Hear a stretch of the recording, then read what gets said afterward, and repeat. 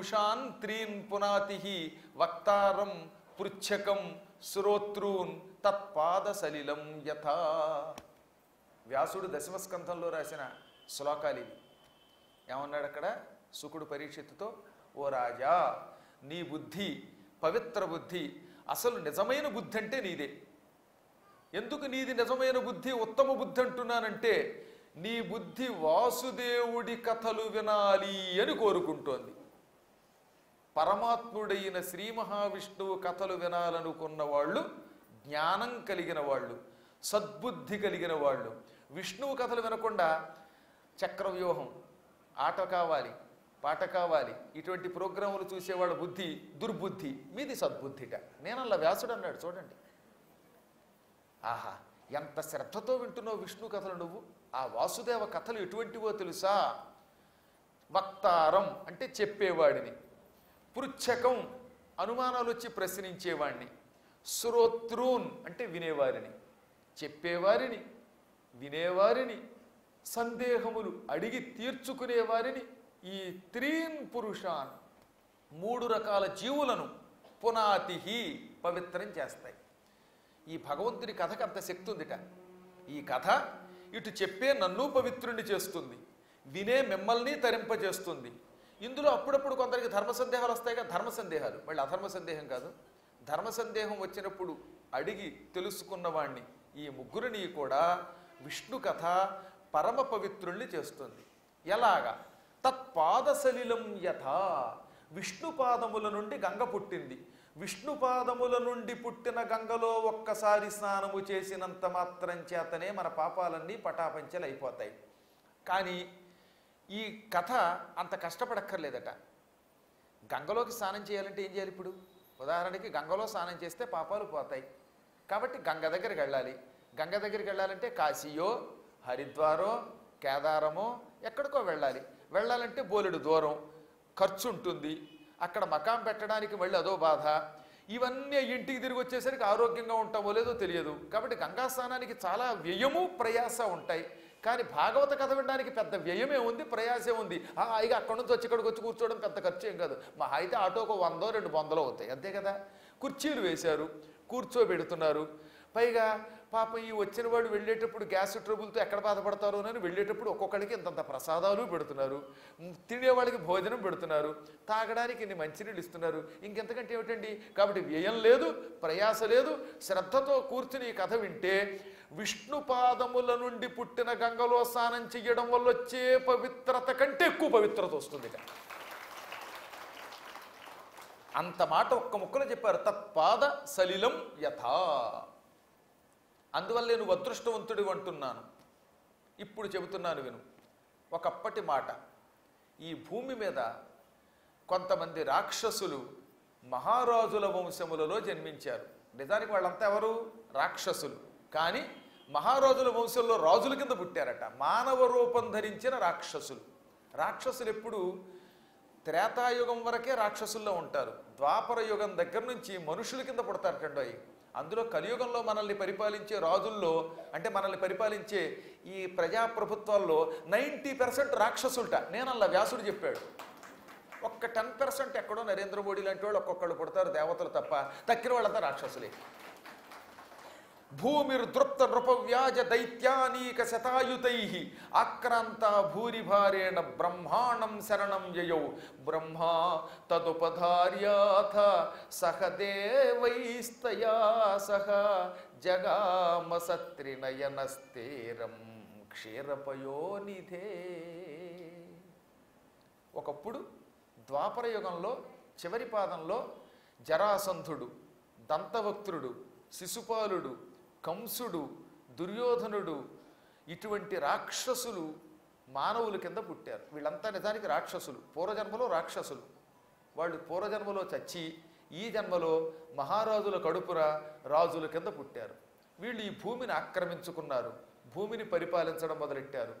ఈ దుర్మార్గులు నిజంగా రాక్షసులే కదా. అందువల్ల వీళ్ళ పరిపాలనలో అధర్మం ఎక్కువైపోయింది, క్రూరత్వం పెరిగిపోయింది, హింస ఎక్కువైపోయింది. వీళ్ళు గోవులు చంపి తినేయడం మొదలెట్టారు. అందరూ తూర్పుకి తిరిగి దండం పెడితే వీళ్ళు పడమరకి తిరిగి దండం పెడుతూ అరిచేవారు అనమాట. మధ్యాహ్నం లేదు, రాత్రి లేదు, హఠాత్తుగా 2 నిమిషాలు కయ్యో అని తెగరుస్తారు వీళ్ళు దుర్మార్గులు. ఆవులు కనపడితే చాలు వాటిని పట్టి పీక్కు తినేస్తూ ఉంటారు. ఈ క్రూరులు గోహత్య విప్రహత్య చేసే నీచులు పెరిగిపోయారు. ఈ నీచుల పాపముల వల్ల భూదేవి అల్లాడిపోయింది. పాపం భూదేవి ఎన్ని కోట్ల మందినైనా పుణ్యాత్ముల్ని మోస్తుంది, సత్యవంతుల్ని మోస్తుంది. కానీ అసత్యమాడేవాణ్ణి, దుర్మార్గుణ్ణి, నీచుణ్ణి, గోహత్య చేసేవాణ్ణి భూదేవి మొయ్యలేదు. మనం పాపాలు చేస్తే మన బరువు మొయ్యలేక ఏడుస్తుందంటే ఆవిడ. పాపాత్ముడు చాలా బరువుగా ఉంటాడు. పుణ్యాత్ముడు ఎంత బలంగా ఉన్నా, ఎంత లావుగా ఉన్నా వాడి దగ్గర బరువు ఉండదట. ఉదాహరణకి మీలో 150 కేజీలు ఉన్నవాడు ఉండొచ్చు, కానీ అతడు పుణ్యం చేస్తే 150 కేజీలు ఉన్నవాడు కూడా ఒక చిన్న తామర రేకంత కంటే తేలిగ్గా ఉంటాడట భూదేవికి. కాబట్టి భూదేవి మనల్ని మొయ్యాలంటే మనం పుణ్యాత్ములం అయి ఉండాలి. పాపాత్ములు చాలా బరువుగా ఉంటారు. ఈ బరువు భూమి తట్టుకోలేదు. అందుకే ఆవిడ ఒకనాడు కన్నీళ్లు పెట్టుకుని ఈ భారం తట్టుకోలేకపోతున్నాను, పాపాత్ములు పెరిగిపోయారు, రాక్షసులు పెరిగిపోయారు, నా బరువు ఎలా తగ్గుతుందా అని ఏడ్చి ఒక గోవు రూపం ధరించింది. గౌర్భూత్వా అశ్రుముఖీ ఖిన్నా క్రందంతి కరుణం విభో. ఒక ఆవు రూపం ధరించి ముఖం వాడిపోగా కన్నీళ్లు కారిస్తూ బ్రహ్మ దగ్గరికి వెళ్ళింది. అంటే ఆవిడ ఆవు రూపంలో వెళ్ళింది ఆయన దగ్గరికి. ఎప్పుడు భూదేవి గోరూపంతో వెడుతుంది. ఆ గోవు ఎలా ఉంది ఇప్పుడు?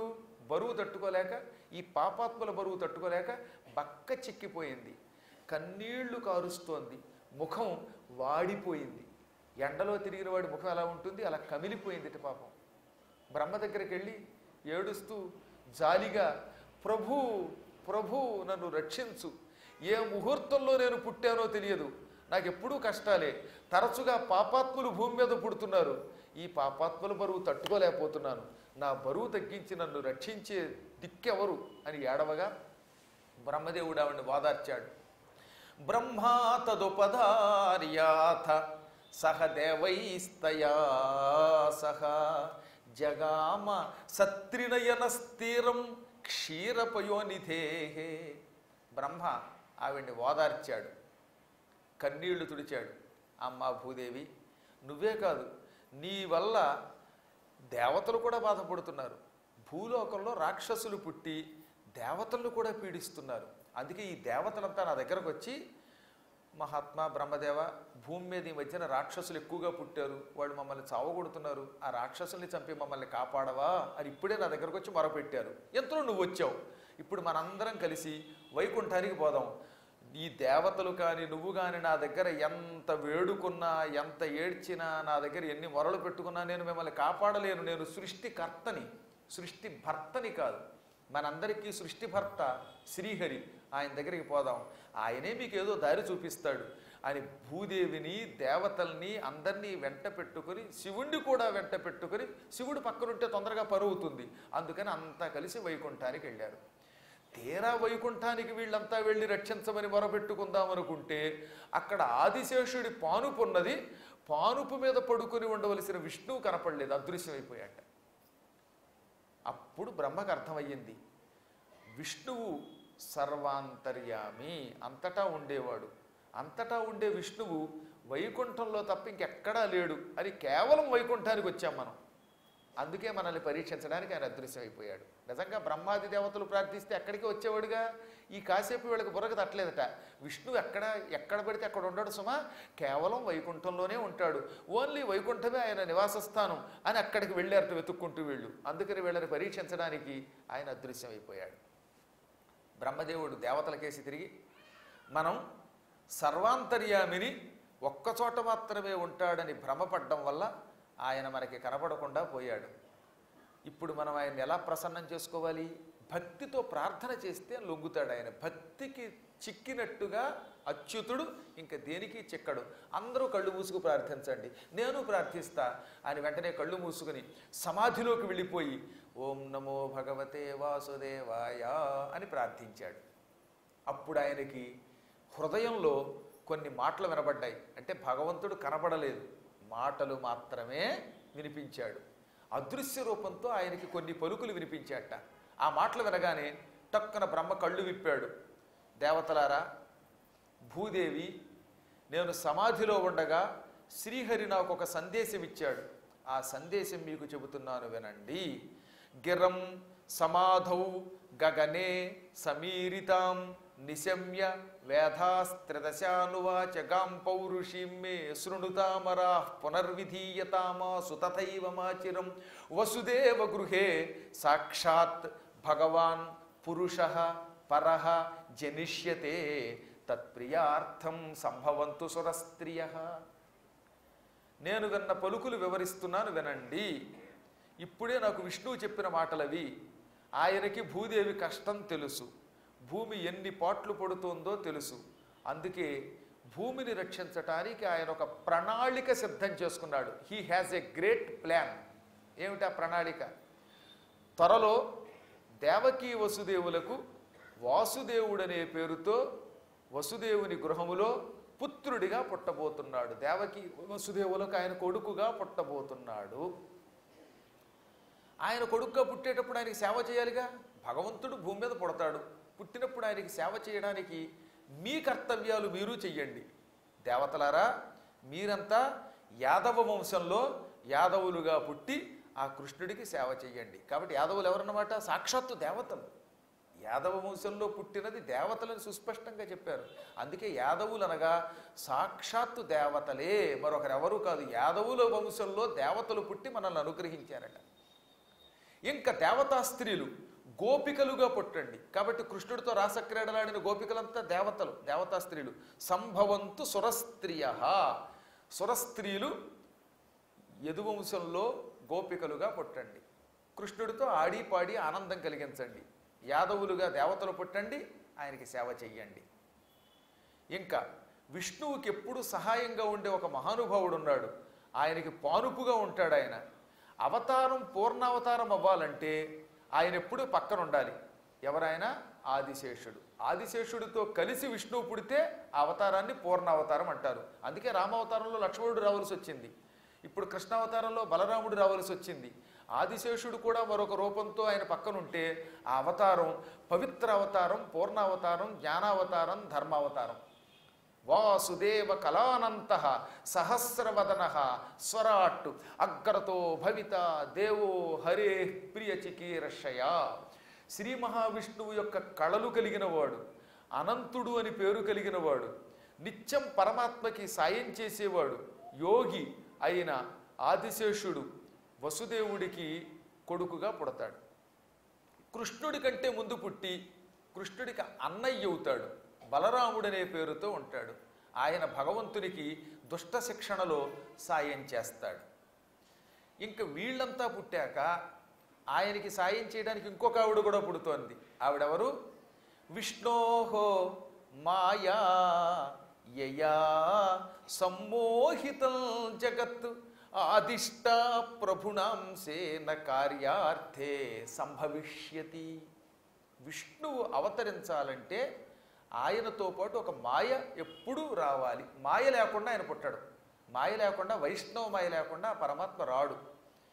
ఆ విష్ణుమాయని యోగమాయ, పరామాయ, వైష్ణవమాయ, శాంకరీమాయ అని పిలుస్తారు. ఆ శాంకరీదేవి ఇప్పుడు శ్రీలంకలో ఉన్నది. రావణాసురుడు అంతం చూడడానికి ఆ వైష్ణవమాయ శాంకరి అనే పేరుతో లంకా నగరానికి వచ్చి వాడు దుంప తెంచింది.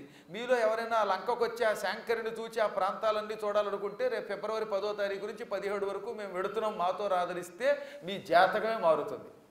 అంత పవిత్రమాత లంక. లంకాయాం శాంకరీదేవి అనే పేరుతో ఉన్న జగన్మాత సాక్షాత్తు యోగమాయ, వైష్ణవీదేవి, సామాన్యురాలు కదా ఆవిడ. విష్ణుమూర్తి ఎప్పుడు ఆవిడ ఓతం చేసుకుని ఏ పనులైనా చేస్తాడు. మీరు ఎవరన్నా లంకకి వెళ్ళారా? ఇదివరకు లేదా? ఇంకా లంకకి వెళ్ళని వాళ్ళంతా కూడా ఈసారి మాతో రండి. ఫిబ్రవరి 10 మేము వెళ్ళేది. కాబట్టి తప్పక ఈ సత్యనారాయణ మాస్టర్ ఇక్కడే ఉన్నారు. ఆయన అనుసరిస్తే ఆయన ఆ యాత్ర ఆర్గనైజర్ల నెంబర్ ఇస్తారు. మీరు మాతో రావచ్చు. ఎక్కువ మందిని తీసుకెళ్ళలేము. 100 కంటే ఎక్కువ తీసుకెడితే కష్టం కనుక ఎవరు ముందు వస్తే వాళ్ళని తీసుకెడతాం. లంకలో హనుమంతుడు దిగిన త్రికోట పర్వతం ఉంటుంది.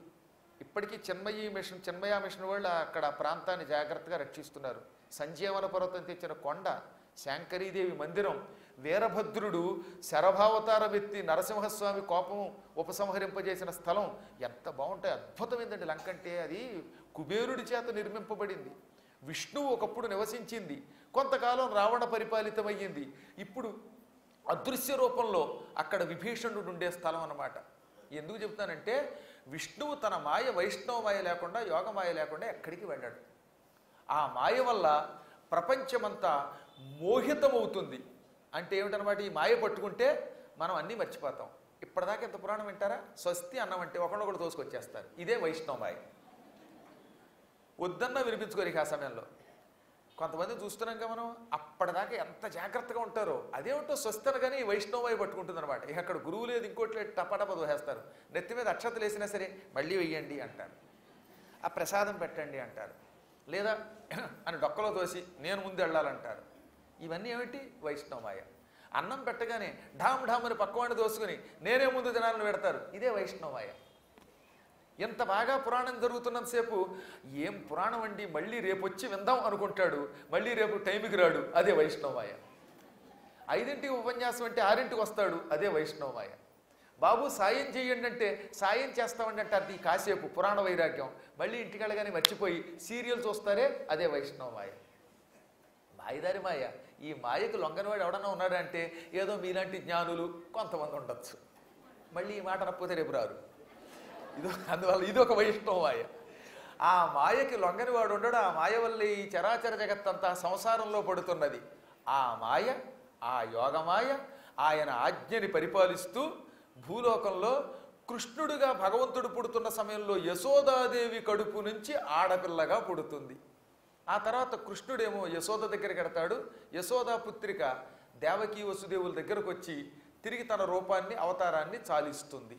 ఈ విధంగా అవతరించిన ఆ పరమాత్ముడు కృష్ణుడు ఈ భూలోకాన్ని ఆక్రమించుకుని ఉక్కు మిగిలిన రక్కసిమోక ఉక్కడగిస్తాడు. ఈ రాక్షసుల్ని సంహరిస్తాడు. ధర్మం మళ్ళీ 4 పాదాల నిలబెడతాడు అని బ్రహ్మదేవుడు విష్ణువు చెప్పిన మాటలు భూదేవికి చెప్పి ఆవిడ్ని పంపేశాడు. దేవతల్ని పంపాడు, తాను బ్రహ్మలోకానికి వెళ్ళిపోయాడు. ఆ కాలంలో మధురాపురాన్ని రాజధానిగా చేసుకుని సూరసేనుడనే ఒక యాదవరాజు మాధురము సూరసేనము అని 2 దేశములు పరిపాలించాడు. మాధురం అంటే ఏమిటనమాట, మధురా నగరం నుంచి ఢిల్లీ వెళ్ళేంత వరకు ఉన్న ప్రాంతం అంతా మాధురం. మధురా నగరం నుంచి అయోధ్య వైపు వెళ్ళే మార్గం సూరసేనం. ఈ రెండింటికి మధ్యలో మధుర. ఈ మధురా నగరం రాజధానిగా చేసుకుని ఈ 2 రాజ్యాలు పరిపాలించాట. ఇప్పుడు ఆ మధుర మనం ఢిల్లీ పెడుతున్నప్పుడు ముందు ఆగ్రా, తర్వాత మధుర, తర్వాత ఢిల్లీ వస్తాయి. ఈ మధ్యలో ఉంది మధుర. దానికి పూర్వం మధువనము అని పేరు. లవణాసురుడు కూడా దాన్ని పరిపాలించాడు. ధ్రువుడు తపస్సు చేసింది అక్కడే, యమునా నదీ తీరంలో మధువనంలో ధ్రువుడు తపస్సు చేశాడు. ఆ ధ్రువ చరిత్ర రేపు మీరు వింటారు ఆయన ద్వారా. అంత పవిత్ర ప్రాంతం అది. మధురా నగరం అంటే విష్ణువుకి చాలా ఇష్టమట. మధురా భగవాన్ యత్ర నిత్యం సన్నిహితో హరిహి. నిత్యము విష్ణుమూర్తి అక్కడే ఉంటాట. విష్ణువు మన దగ్గరికి రావాలంటే మనం ఆవాహన చెయ్యాలి. కానీ మధురా నగరంలో ఆవాహన అక్కర్లేకుండా తనంత తాను వచ్చి అక్కడ కూర్చుంటాడు. అంత ఇష్టం ఆయనకి. అటువంటి మధురా నగరాన్ని సూరసేనుడు పరిపాలించాడు. కానీ సూరసేనుడికి సింహాసనం మీద కూర్చునే అవకాశం లేకపోయిందిట.